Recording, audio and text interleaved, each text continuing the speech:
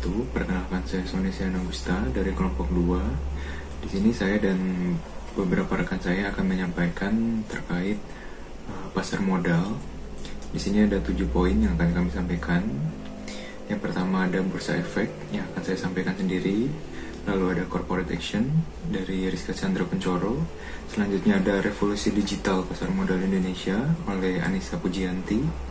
Selanjutnya ada sentimen pasar Anissa Nur Anggraini. Selanjutnya ada earning per share dari Rama Padli Maulana. Selanjutnya ada price earning ratio dari Puji Prananda. Yang terakhir ada hipotesis efisiensi pasar dari Fajrial Putri Regina. Pada dasarnya bursa efek adalah sebuah pasar. Namun pasar ini berkaitan dengan pembelian serta penjualan efek pada sebuah perusahaan yang telah terdaftar di bursa. Bursa sendiri memiliki arti sebuah tempat jual beli, sementara efek sesuai dengan Undang-Undang Nomor 8 Tahun 1995 tentang pasar modal adalah sebuah barang yang didagangkan di tempat jual beli tersebut. Efek yang dimaksud tersebut adalah surat-surat berharga seperti saham dan obligasi. Bursa efek itu sendiri berisi banyaknya kumpulan pasar juga, pertukaran yang terdapat aktivitas reguler pembelian, penjualan, dan juga sebuah percetakan saham perusahaan secara publik. Bursa efek menyediakan sebuah lingkungan aman dan regulasi yang mana pelaku pasar bisa membeli atau menjual saham dan instrumen lain yang sesuai syarat dengan keyakinan risiko operasional 0 hingga rendah. Bursa saham biasanya menjadi salah satu komponen penting di sebuah pasar saham. Tidak ada keharusan untuk mencetak saham melalui bursa saham itu sendiri. Saham juga tidak harus diperjualbelikan pada bursa tersebut untuk saham yang telah terdaftar. Nah, untuk penawaran pertama saham diindikasikan sebagai pasar perdana atau pasar utama, dan perdagangan selanjutnya disebut pasar sekunder. Di Indonesia terdapat Bursa Efek Indonesia atau Indonesia Stock Exchange sebagai organisasi dan yang menawarkan sistem dana dan penawaran untuk mengumpulkan penawaran jual beli. BI sendiri adalah lembaga resmi dari pemerintah Indonesia yang bertugas memfasilitasi segala jual beli saham perusahaan. Nah, untuk sejarah perkembangan bursa efek, jadi historisnya pasar modal itu terlahir jauh sebelum Indonesia itu merdeka. Pasar modal itu, atau yang biasa disebut juga bursa efek, telah ada sejak zaman kolonial terdahulu dan bertepatan pada tahun 1912 di Batavia. Ketika saat itu didirikan oleh pemerintah Hindia Belanda untuk sebuah kepentingan pemerintah kolonial. Walaupun pasar modal sudah terbuka sejak 1912, pertumbuhan serta perkembangan pasar modal tidak berjalan dengan lancar. Dalam beberapa periode pun kegiatan pasar modal mengalami kekosongan. Hal ini disebabkan beberapa faktor seperti Perang Dunia Pertama dan Perang Dunia Kedua, lalu penularan kekuasaan pemerintah kolonial kepada pemerintah Republik Indonesia dan berbagai kondisi yang menyebabkan operasi pasar saham tidak dapat berfungsi dengan baik. Pemerintah Republik Indonesia mengoperasikan kembali pasar modal pada tahun 1977. Selanjutnya, bagaimana cara kerja bursa efek itu sendiri? Ya, perusahaan yang tercatat di pasar saham adalah perusahaan yang terbuka untuk umum. Artinya, tindakan perusahaan dapat dimiliki, dibeli secara umum. Untuk prosesnya sendiri, bursa efek akan memfasilitasi segala untuk membuat semuanya hingga berada perusahaan itu di dalam pasar saham.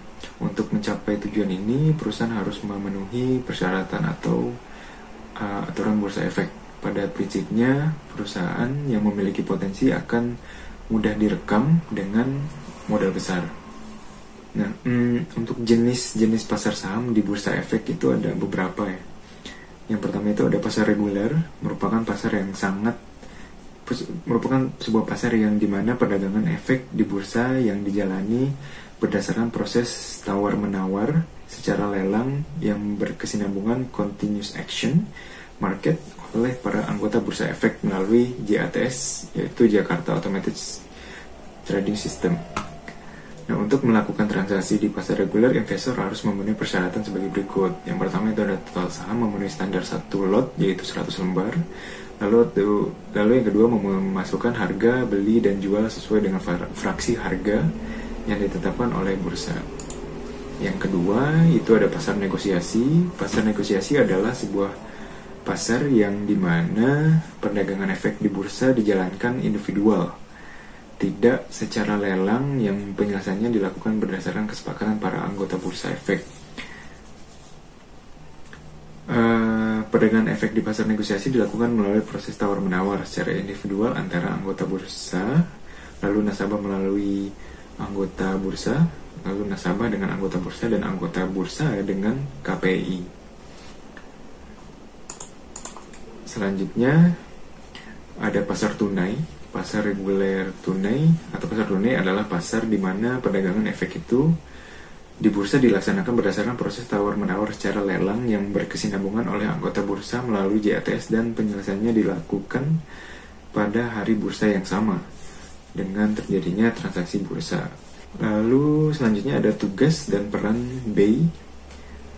Yang pertama itu ada sebagai fasilitator dalam perdagangan efek serta surat berharga yang sudah diatur, efisiensi dan wajar. Lalu tugas yang kedua merupakan menyediakan fasilitas serta mendukung mengawasi setiap aktivitas anggotanya. Yang ketiga menyusun sebuah perancangan anggaran rutin tahunan dan mencatat penggunaan laba sebelumnya dengan membuat laporan kepada OJK. Lalu yang kedua itu sebagai pengawas jalannya transaksi efek, maka peran BEI itu berperan penuh memantau seluruh transaksi efek, berperan mencegah terjadinya kecurangan, kebohongan harga, lalu mempunyai kewenangan juga untuk menghentikan perdagangan ketika menemukan bukti pelanggaran yang dilakukan oleh emitmen. Selanjutnya memiliki hak pencabut efek ketika menemukan pelanggaran aturan tertentu. Selanjutnya ada instrumen dalam pasar modal, yaitu saham. Saham sendiri adalah surat berharga yang membuktikan kepemilikan suatu perusahaan. Investor yang berbagi di sebuah perusahaan memiliki hak untuk menerima dividen atau pembagian atas keuntungan. Yang kedua itu ada obligasi atau surat berharga lain berupa obligasi di pasar modal. Kepemilikan surat utang ini dapat diambil alih pihak lain, dan bagi yang memilikinya mempunyai hak untuk memperoleh bunga atau laba serta pelunasan utang pada jangka tertentu. Yang ketiga itu ada reksadana. Reksadana adalah produk investasi yang menjadi tempat untuk pengumpulan serta pengelolaan dana milik investor. Dana ini kemudian dikelola oleh para manajer investasi menjadi berbagai instrumen seperti obligasi, saham pasar uang, dan efek lainnya. Selanjutnya ada ETF. ETF adalah singkatan dari Exchange Trade Fund, semacam reksadana yang terjual melalui bursa efek, bukan lewat manajer investasi selayaknya reksadana pada umumnya. ETF sendiri adalah instrumen pasar modal yang diperjualbelikan di bursa efek. Selanjutnya yang terakhir ada derivatif, atau selanjutnya ada juga surat berharga yang berbentuk derivatif. Surat berharga ini banyak dikenal sebagai bentuk lain dari saham. Ada dua jenis derivatif yang kita ketahui pada pasar modal, yaitu warrant dan right. Mungkin untuk materi tentang BEI sekian. Terima kasih, akan dilanjutkan oleh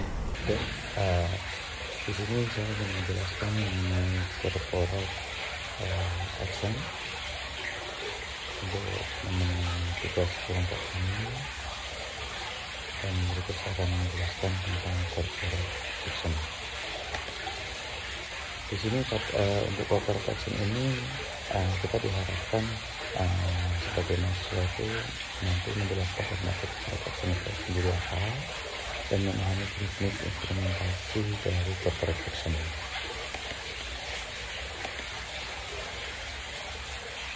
Terus corporate action melalui persetujuan pemegang efek dalam RUPS atau RICO Komisi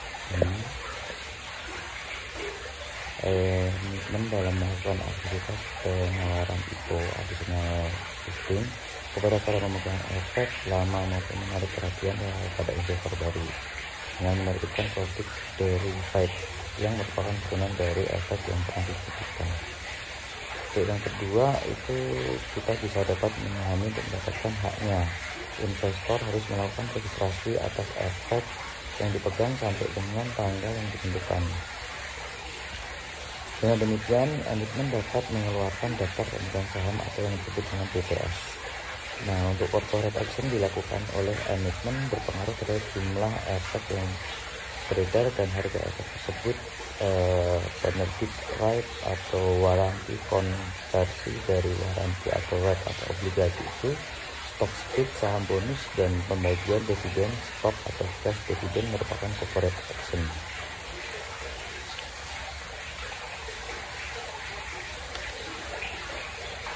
Terus di sini saya juga ingin menjelaskan mengenai bisnis instrumen dari corporate action itu sendiri. Right itu yang dimaksud adalah hak memesan efek terlebih dahulu. Itu adalah merupakan saham yang diterbitkan oleh emiten yang diterbitkan hak kepada investor pemegang saham lama untuk membeli saham yang baru diterbitkan sebanding dengan kepemilikannya sebelum ditawarkan pada investor lain. Kedua, setiap investor lama akan memperoleh right secara gratis dengan jumlah proporsional dengan kepemilikan saham. Ketiga, penerbitan right atau isu di exercise lebih rendah dari harga pasar saham, dan penawaran ini waktu terbatas private placement 22 hari kerja bursa itu terhitung sejak tanggal diterbitkannya. Terus yang keempat itu adalah hak tersebut dapat dijual ke bursa apabila investor lama tidak menginginkan. Pembelian rights dilakukan dengan uang tunai karena adanya saat itu sebenarnya emiten sedang membutuhkan fresh money. Terus untuk berikutnya, right melindungi investor lama terhadap dilusi atau dalam artian itu berkurangnya persen kepemilikan saham karena terbit saham baru. Terus dengan adanya right, jumlah saham yang beredar makin banyak. Apabila investor lama tidak melakukan konversi right, maka akan mengalami dilusi atau penurunan persentase kepemilikan. Untuk mendapatkan right, investor harus memperhatikan informasi waktu, harga, rasio, dan penerbitan. Harga teoris itu ada sistem perhitungannya, di mana harga teoris sama dengan RSL X kurs akhir cum date plus RSB kali HP dibagi RSL plus RSB, di mana RSL itu sendiri adalah rasio saham lama, RSB itu adalah rasio saham baru, HP adalah harga pelaksanaan kurs atau harga saham pada akhir cum date. Cum date tanggal berakhirnya investor dapat meregistrasi saham menggunakan hak atas corporate action. Terus jenis-jenis instrumen dari corporate action yaitu adalah saham bonus. Di sini saham bonus juga merupakan bonus untuk investor lama yang berasal dari kapitalisme aksio saham atau dari selisih penilaian aktif saham kembali. Aksio saham itu ada perhitungannya, di mana aksio saham sama dengan harga saat IPO dikurangi harga nominal. Dengan dikeluarkannya saham bonus, jumlah saham yang beredar bertambah banyak. Dengan asumsi permintaan tetap, maka harga saham akan turun, maka harga saham harus dikoreksi. Di sini kita juga bisa dapat menghitung faktor koreksi, di mana perhitungannya dengan rumus adalah faktor koreksi sama dengan saham lama dibagi saham baru ditambah saham lama. Terus untuk syarat untuk mendapatkan saham bonus adalah saham investor harus terdaftar atas nama pemegang sampai batas cum date. Dengan demikian, nama pemegang saham investor akan diumumkan oleh investor dan daftar pemegang saham atau DPS tersebut, baik dalam perdagangan biasa maupun perdagangan tanpa wakat. Investor dapat memperoleh saham bonus jika yang bersangkutan sudah terdaftar. Nah, di sini kita juga ada selain jenis instrumen tadi yang saya sebutin, di sini ada jenis yang berbentuk dividen, di mana dividen itu sendiri adalah merupakan pembagian sisa laba bersih perusahaan emiten yang dibagikan kepada investor. Setelah disetujui RUPS, dividen dapat berbentuk 1. Uang tunai, 2. Dividen saham. Dividen sendiri itu juga ada jenisnya. Di antara lain ada dividen intern. Dividen intern itu apa sih? Dividen intern adalah dividen yang sudah diumumkan kepada investor, tapi masih bersifat sementara. Kemungkinan masih akan ada tambahan nominal dividen lain sebelum tahun buku yang selesai, atau sudah tutup buku. Dividen sudah dikeluarkan dan sudah diputuskan dalam RPS tahunan. Terus di sini juga ada jadi namanya stock split, dilakukan setelah ada persetujuan dari RPS luar biasa. Stock split merupakan pemecahan nilai nominal saham menjadi pemecahan lebih kecil. Tujuannya agar transaksi perdagangan lebih liquid dan jumlah yang beredar lebih banyak. Jadi sering digunakan sama investor untuk menaikkan harga saham itu sendiri. Investor harus menukar saham dengan saham baru dengan nominal lebih kecil dalam periode waktu yang telah ditetapkan. Karena pertukaran tersebut maka akan ada pengaruh yang nilai nominal yang baru, maka harga saham di bursa harus dikoreksi. Faktor koreksi itu adalah perhitungannya dengan cara faktor koreksi sama dengan saham lama dibagi saham baru. Terus di situ habis dari kita ketemu dengan faktor koreksi itu akan ada harga teoritis, di mana dengan perhitungan harga teoritis itu adalah sama dengan faktor koreksi kali harga saham terakhir. Itu untuk kita cara mengetahuinya, cara menghitungnya. Terus di jenis instrumen dari corporate action itu diantaranya juga ada stock split. Dampak stock split bagi investor apa sih? Dampaknya adalah jumlah yang dimiliki menjadi lebih banyak, tetapi nominal kecil. Tetapi bersama dengan saat itu saham milik investor tersebut secara teoritis harganya akan menurunkan secara proporsional. Mulai perdagangan saham baru dengan nominal baru, harga saham bursa yang akan dikoreksi.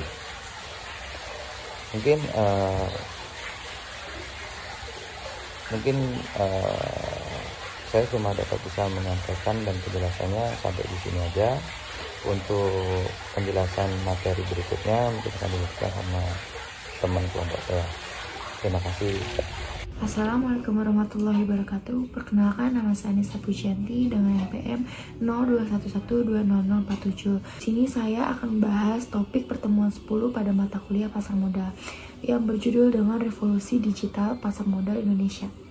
Pada pembahasan revolusi digital pasar modal Indonesia, kita harus mengetahui juga nih sebelumnya digitalisasi itu apa. Nah, digitalisasi ini adalah tema yang sangat seksi di dunia bisnis, di dunia sejak 10 tahun terakhir. Nah, istilah yang lahir dari revolusi teknologi komputasi ini mengacu pada teknologi untuk mengubah segala macam informasi yang semula atau tangible seperti kertas, kerja, kwitansi, gambar, dan suara menjadi bentuk digital yang kemudian dapat diolah dan dianalisis oleh komputer untuk keperluan transaksi dan investasi seperti itu. Nah, sebenarnya teknologi ini sudah ada sejak beberapa dekade sebelumnya, tapi kemajuan teknologi memungkinkan pemanfaatan secara masif, bahkan lebih apa yang dibayangkan semula. Nah, Bitcoin ini adalah contoh yang paling revolusioner aset keuangan, bukan hanya paperless, bahkan bisa tidak diterlacak gitu kan. Di sini juga ada blockchain yang merupakan satu tipe dari distribute ledger atau DLT. Nah, DLT ini adalah teknologi yang digunakan untuk memproduksi Bitcoin. Kajian oleh Ernst Young 2001 memprediksi teknologi DLT bersama dengan Artificial Intelligence atau AI ini Advanced Analysis dan Cloud akan menjadi game changer bagi pasar modal. Ini bagaimana manifest dari teknologi tersebut serta yang harus dicermati.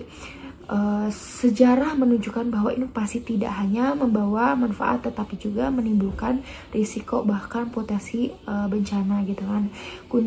Kuncinya yaitu bagaimana mengelola risiko tersebut sehingga manfaatnya yang diperoleh akan optimal seperti itu. Nah, pada DLT ini pencatatan dan validasi dilakukan oleh suatu jejaring komputer di mana setiap anggota jaringan memiliki salinan yang identik mengenai seluruh rangkaian transaksi yang telah terjadi. Ketika terdapat suatu transaksi baru, seluruh anggota dalam jaringan tersebut melakukan updating dan sinkronisasi gitu kan, yang ditentukan oleh suatu algoritma.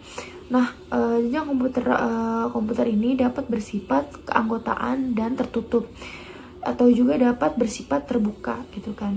Nah, Bitkom ini adalah contoh jaringan yang bersifat terbuka ya teman-teman. Semua orang yang memiliki sumber daya komputerisasi yang dapat menjadi anggota jaringan ini, dan sebagai imbalannya ini menjanjikan sumber daya yang dimiliki ia akan memperoleh reward atau berupa Bitkom gitu.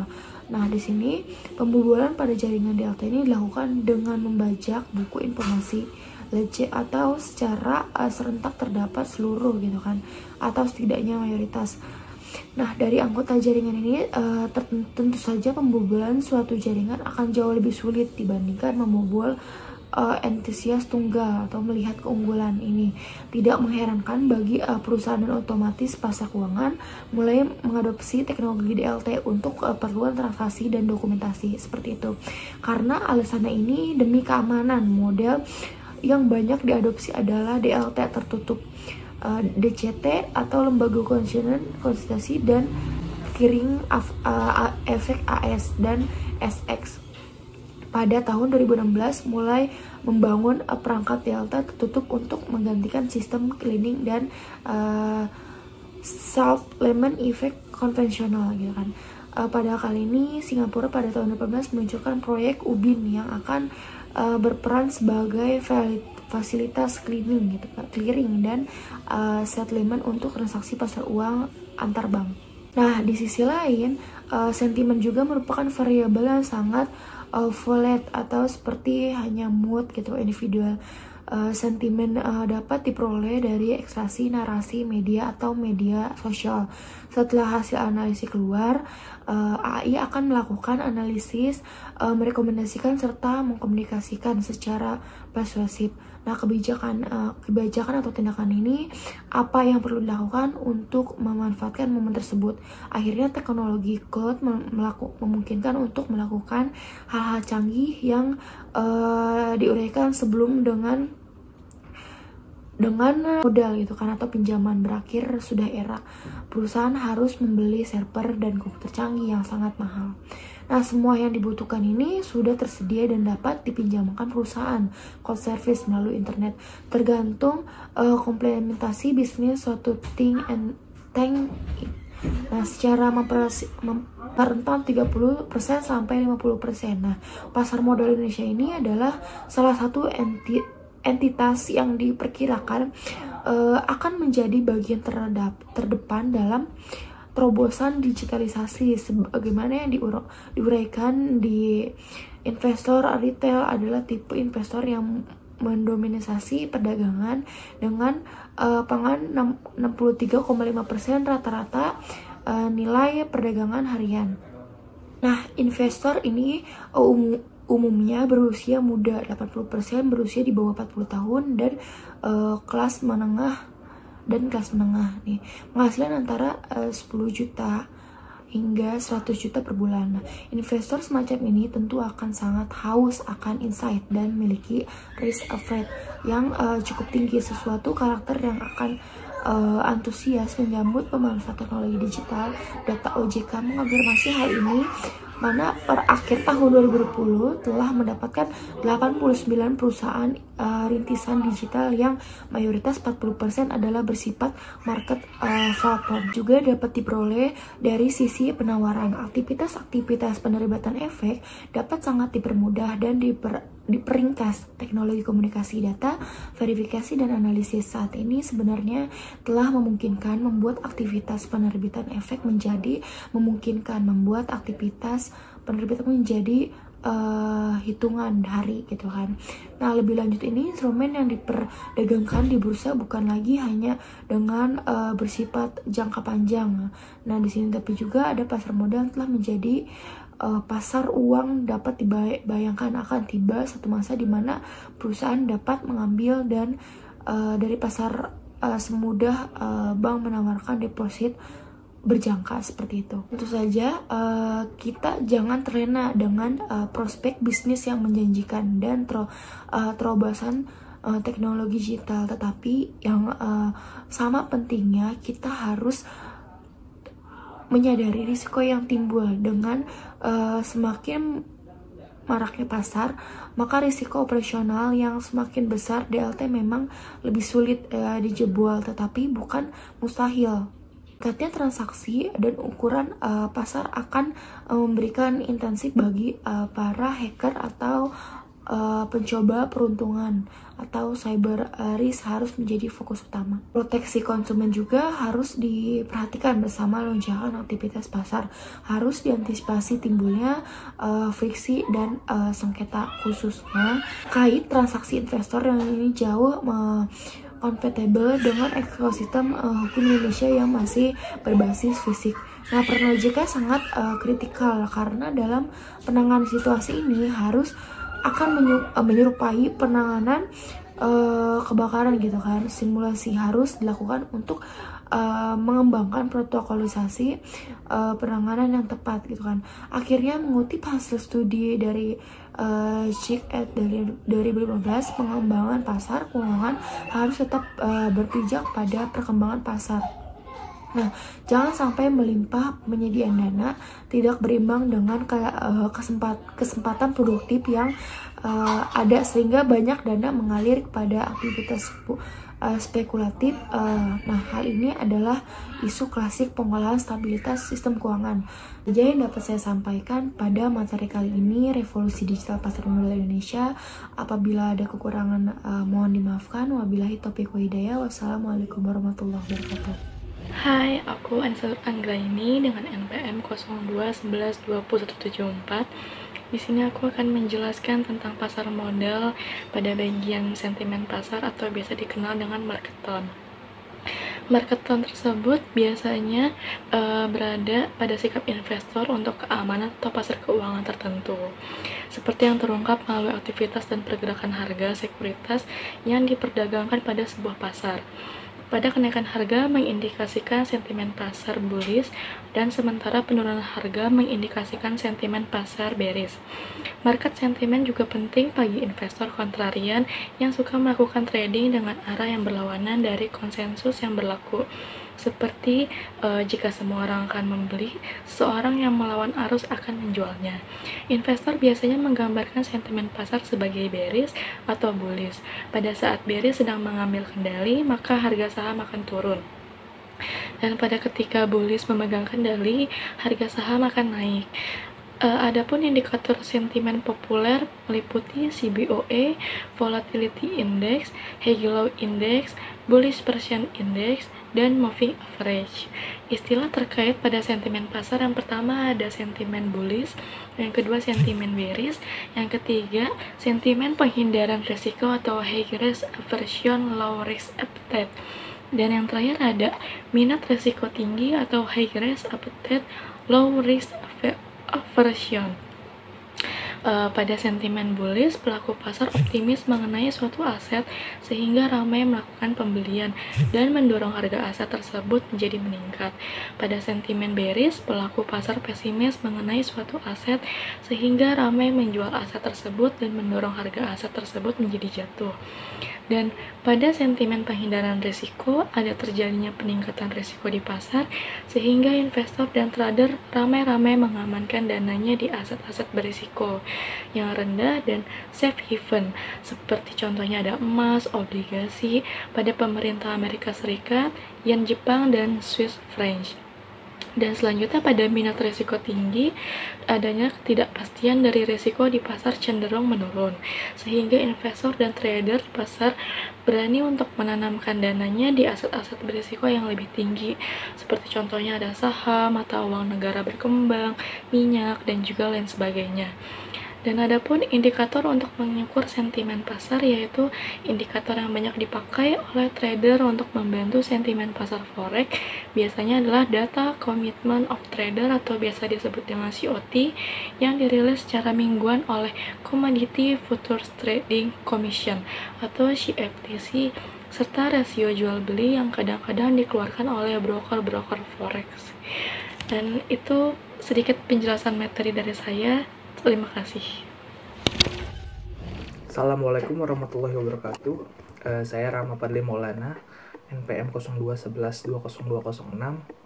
kelas 5 ekstensi manajemen. Di sini saya akan menjelaskan materi dari pasar modal, yaitu tentang earning per share.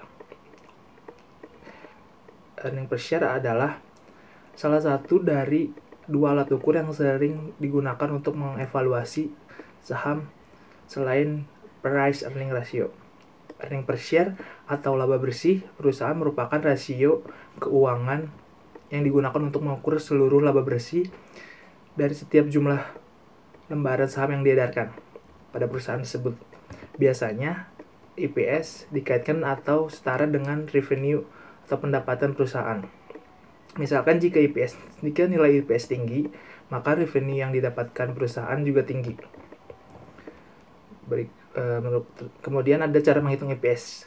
Cara menghitung EPS secara manual akan membutuhkan data laba bersih perusahaan dan jumlah saham yang beredar dalam kurun waktu yang sama. Keduanya dapat dilihat dari laporan keuangan kuartalan atau tahunan pada perusahaan maupun platform trading saham yang menyediakannya.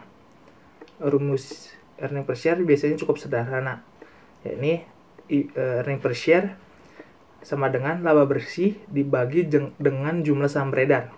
Namun apabila perusahaan menerbitkan saham preferen, cara menghitung EPS bisa menjadi lebih rumit.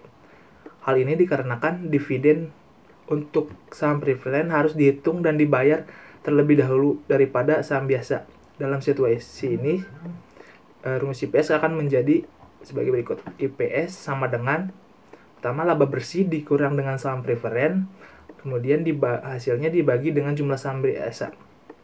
Data saham preferen dan nilai dividen pada saham preferen juga biasanya dilaporkan dalam laporan keuangan perusahaan.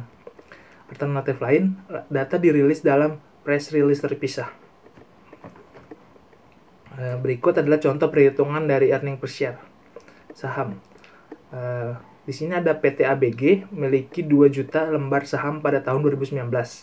Ternyata mereka mampu meraup laba pada tahun 2019 sebesar 4 miliar, yaitu setelah pajak.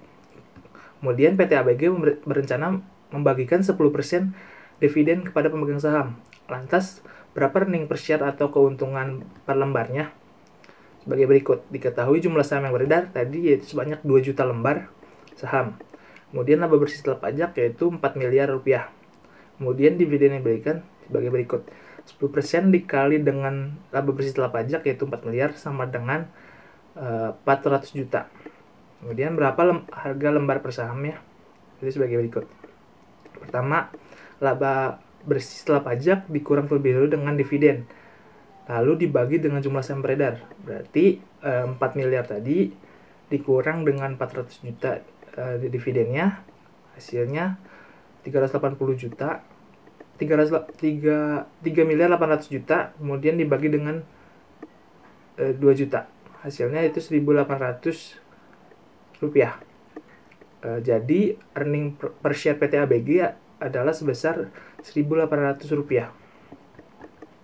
Kemudian di sini ada fungsi dari EPS itu sendiri. Pertama, untuk mengukur kinerja perusahaan dari waktu ke waktu.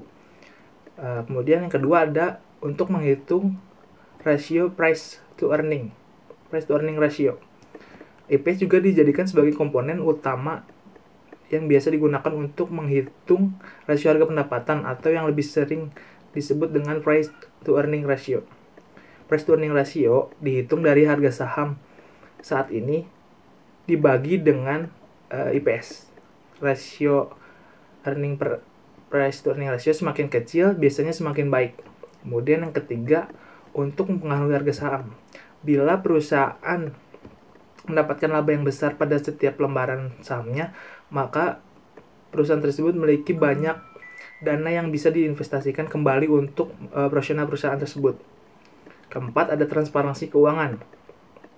Earning per share juga dijadikan sebagai salah satu gambaran pada perusahaan go public secara profesional dan transparan dalam melaporkan hasil keuangannya. Kemudian ada faktor penyebab dari kenaikan dan penurunan earning per share. Pertama, ada faktor peningkatan nilai EPS, yaitu 1. laba bersih perusahaan dan jumlah saham yang beredar mengalami penurunan. Yang kedua, faktor yang kedua, laba bersih naik dan jumlah saham biasa yang beredar sedang stagnan atau sama saja. Kemudian faktor yang ketiga, jumlah laba dan jumlah lembar saham yang beredar sedang mengalami penurunan. Kemudian faktor keempat, nilai presentasi penurunan pada jumlah lembar saham yang beredar ternyata lebih besar daripada penurunan pada laba bersih. Dan faktor yang terakhir yaitu nilai persentase peningkatan pada laba bersih lebih besar daripada persentase peningkatan jumlah lembaran saham yang beredar. Kemudian yang kedua ada faktor penurunan nilai IPS. Faktor yang pertama yaitu laba bersih sedang mengalami penurunan, sedangkan jumlah lembar saham yang diedarkan sedang stagnan. Kemudian faktor yang kedua, laba bersih sedang stagnan dan jumlah lembaran yang saham biasa yang sedang beredar mengalami peningkatan. Kemudian adanya peningkatan pada jumlah saham biasa yang sedang beredar dan lebih besar dari persentase pada kenaikan laba bersih. Kemudian faktor yang terakhir, persentase penurunan pada laba bersih mengalami peningkatan daripada persentase penurunan pada jumlah saham beredar, pada jumlah lembaran saham yang sedang beredar. Mungkin itu saja materi dari Ineng Per Share yang dapat saya sampaikan. Kurang lebihnya mohon maaf. Terima kasih. Wassalamualaikum warahmatullahi wabarakatuh.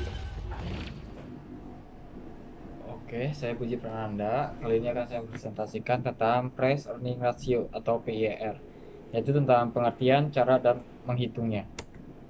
Oke, dalam keuangan terdapat beberapa rasio keuangan yang biasa dijadikan analisis fundamental oleh perusahaan dalam mengatur keuangan perusahaan. Kemudian salah satu dari rasio keuangan tersebut adalah atau PER atau Price Earning Ratio, biasa digunakan untuk mengukur resiko dan menilai mahal murahnya saham berdasarkan kemampuan perusahaan menghasilkan laba bersih. Laba bersih dalam hal ini adalah laba bersih per saham. Dengan kata lain, dengan memahami PER pada sebuah perusahaan bisa membuat kamu membuat keputusan investasi yang tepat untuk mengukur apakah investasi saham perusahaan memberikan keuntungan jangka panjang atau tidak. Nah, kemudian apa itu PER, Price Earning Ratio? Secara umum, PER merupakan suatu besaran angka yang biasa digunakan sebagai analisis fundamental keuangan perusahaan. Angka ini biasa digunakan untuk memprediksi valuasi harga suatu saham. Apabila dirumuskan secara matematis, PER dapat diformulasikan sebagai harga saham dibagi earning per share atau EPS. Sehingga untuk tiap lembar saham, PER mengidentifikasikan bahwa harga saham saat ini setara dengan berapa kali pendapatan bersih selama 1 tahun. PER juga bisa diartikan sebagai variabel yang menggambarkan psikologis pasar, yaitu berupa ekspektasi serta persepsi pasar terhadap suatu saham. Hal ini dapat kita lihat saat suatu saham harganya justru turun atau malah cenderung naik. Oke, kemudian Price Earning Ratio yang tinggi mengidentifikasikan investor mengharapkan pertumbuhan laba bersih yang tinggi dari perusahaan. Price Earning Ratio yang tinggi pada saham dapat diinterpretasikan sebagai saham yang mahal jika pada periode waktu mendatang perusahaan tidak mampu meraih laba bersih yang lebih tinggi. Oke, kemudian PER yang ideal untuk perusahaan yaitu saat ini nilai PER ideal mulai dari 20 sampai 25 kali lipat penghasilan. Namun nilai tersebut harus disesuaikan dengan sektor usaha yang dioperasikan. Sebagai contoh, rata-rata nilai Price Earning Ratio perusahaan alat rumah tangga adalah 24. Kemudian perusahaan kedua di bidang yang sama memiliki nilai PER 17. Nah, perusahaan kedua ini dapat dikategorikan mempunyai PER yang rendah. Meski begitu, nilai PER rendah dapat berubah menjadi tinggi jika perusahaan mengupayakan peningkatan dividen. Nah, kemudian bagaimana sih cara menghitung PER, Price Earning Ratio? Terdapat 2 komponen yang harus diterapkan ketika menghitung PER, yaitu closing price atau harga saham per lembar atau EPS. Berikut dari kedua tersebut yaitu untuk PER, closing price dibagi dengan EPS, keputusan investasi. Dengan mengetahui apa itu PER dan rasio keuangan lainnya, kamu bisa lebih baik lagi dalam menentukan keputusan investasi yang tepat. Hai, saya Fajrial Putragina. Pada kesempatan ini, di bagian terakhir saya akan menjelaskan materi pasar modal yang terakhir, yaitu hipotesis pasar efisien. Sebetulnya apa sih pasar hipotesis efisien itu? Pasar hipotesis efisien itu merupakan salah satu konsep di dalam pasar modal yang dimana memberikan menggambarkan petunjuk bahwa di dalam sebuah aset itu memiliki sejumlah informasi di dalamnya. Salah satu aset tersebut adalah saham. Di sini diterangkan bahwa setiap orang itu dapat membeli, memperjualbelikan saham, akan tetapi dengan adanya hipotesis pasar efisien ini, setiap orang dapat mengetahui bahwa tidak selalu semua dapat memiliki keuntungan jika memiliki saham. Jadi pasar hipotesis efisien ini membantu pemula yang melakukan investasi untuk mengetahui bagaimana cara membeli atau memperjualbelikan, mengolah saham dengan baik. Lalu pasar hipotesis efisien sendiri memiliki bentuk-bentuk yang dimana terdiri dari 3 bentuk. Yang pertama itu ada bentuk lemah, pasar hipotesis efisien yang lemah, pasar hipotesis efisien yang semi kuat, dan yang kuat. Kalau yang lemah itu biasanya di dalam pasarnya masih belum ada informasi yang relevan atau sama sekali tidak ada informasi terkait pasar ataupun saham di dalamnya. Sedangkan yang semi kuat itu di dalamnya kita bisa dapat informasi yang cukup relevan terkait saham yang bisa diambil dari laporan keuangan ataupun dari suku bunga.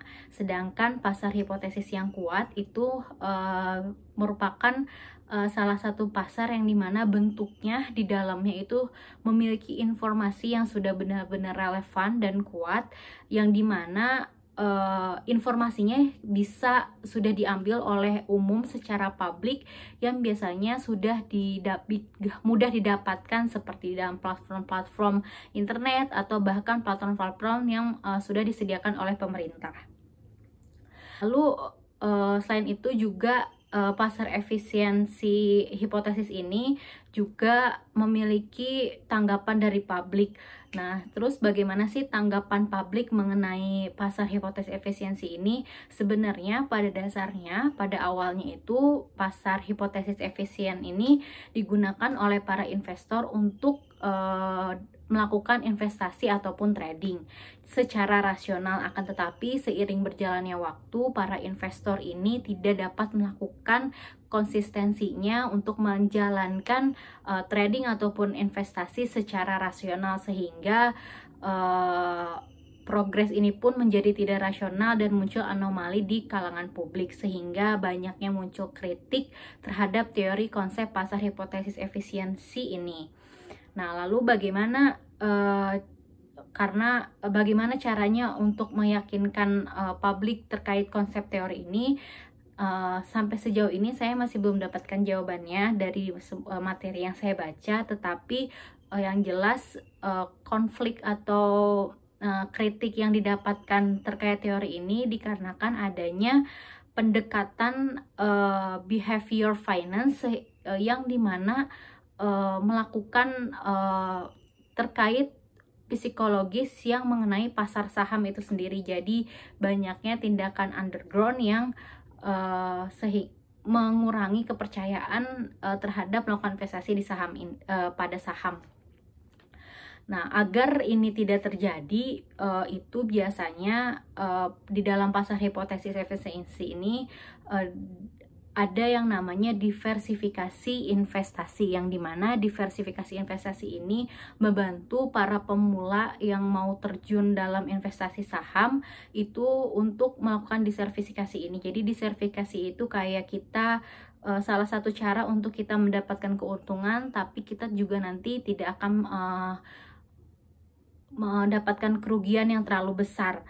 Nah, dimana diversifikasi ini juga memiliki langkah-langkah untuk kita untuk dalam melakukan investasi. Yang pertama, sebelum kita melakukan diversifikasi ini, kita jangan sebagai pemula jangan langsung menaruh semua aset kita di dalam satu wadah saja, tapi dialokasikan kepada tempat-tempat investasi yang lainnya. Jadi ketika ada satu yang gagal, kita masih punya cadangan di alokasi tempat yang lain. Itu salah satu melakukan diversifikasi untuk pemula. Nah, yang kedua itu kita juga harus mengenal profil resiko dari investasi itu sendiri. Yang kita tahu profil resiko juga ada 3 di dalam investasi, yaitu ada konservatif, agresif, dan moderat. Yang dimana di dalam kita melakukan investasi, kita harus mengetahui profil resiko yang bakal kita hadapi dalam melakukan investasi tersebut. Jadi ketika nanti ada kegagalan atau misalkan ada kerugian, kita dapat menghandle dan menghadapinya dengan baik. Jadi di dalam profil risiko investasi ini, kita jangan hanya memikirkan tentang mendapatkan keuntungan saja, tetapi kita juga harus melihat prospek dan pertumbuhan si saham tersebut, apakah baik ke depannya atau stuck, tidak ada progres sama sekali.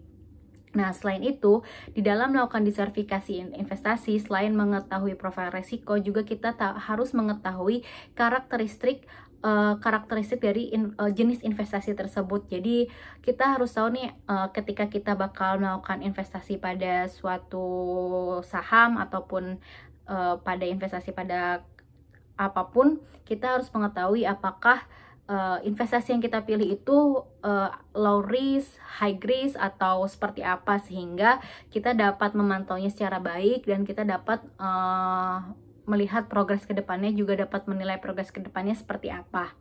Nah, lalu yang ketiga, dalam diversifikasi ini juga setiap pemula bisa melakukan rebalancing, yang dimana rebalancing ini biasanya dilakukan untuk mengetahui progres si saham tersebut, apakah masih sesuai on track yang kita mau, atau apakah kita sudah oke. Kalau misalkan menurut kita ini sudah on track sesuai yang kita mau, apakah dia mau dialokasikan lagi, dimodalkan kembali, atau mau dijadikan modal investasi di tempat yang lain. Jadi itu gunanya rebalancing untuk mengetahui proses si saham tersebut jangkanya bakal jangka panjang atau jangka pendek, seperti itu.